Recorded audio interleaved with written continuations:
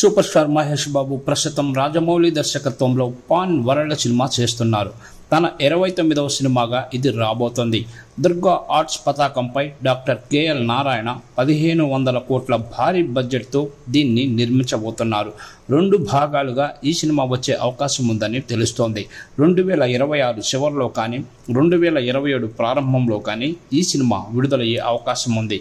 కీరవాణి సంగీతాన్ని అందించబోతున్నారు. అటవీ ప్రాంతంలో యాక్షన్ అడ్వెంచర్గా దీన్ని నిర్మిస్తున్నారు. ఇటీవలే ఎవరికీ చెప్పకుండా షూటింగ్ని కూడా ప్రారంభించారు. మహేష్ బాబు హీరోగా మంచి పేరు తెచ్చుకొని దూసుకు వెళ్తున్న తరుణంలో అప్పుడు దర్శకుడిగా మంచి ఫామ్లో ఉన్న రామ్ గోపాల్ వర్మతో సినిమా చేయాల్సి ఉంది. వర్మతో సినిమా అంటే అందరు హీరోలు ఎదురు చూసే సందర్భం అది. వర్మ మహేష్ బాబుకు ఖచ్చితంగా మీతో సినిమా చేస్తాను అని మాట ఇచ్చారు.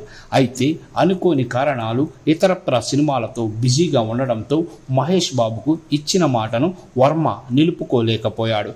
దానికి ఆయన ఎంతో బాగా ఫీల్ అయ్యారు. సూపర్ స్టార్ని స్వయంగా కలిసి సినిమా తీయలేకపోయినందుకు క్షమించమని కోరారు. ఒక రకంగా వర్మ చాలా గొప్ప మనసుతో వ్యవహరించారని చెప్పొచ్చు. మహేష్ బాబు వర్మ చెప్పిన సారీని అంగీకరించలేదు. అనుకోని కారణాల వల్ల కుదరలేదు కాబట్టి దానికి మీరు ఎక్కువగా ఫీల్ అవ్వాల్సిన పని లేదని అన్నారు.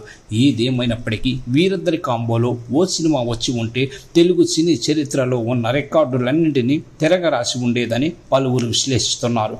అంత ఫామ్లో ఉన్న వర్మ ప్రస్తుతం తాను చేసిన పనులకు బాధపడుతున్నారని, అమితాబ్ వెంకీలతో మంచి సినిమా చేసి తనకున్న చెడ్డ పేరుని చెరిపేసుకుంటానని చెబుతున్నారు. మరి వాళ్ళిద్దరూ కాల్ షీట్లు ఇస్తారో లేదో చూడాలి.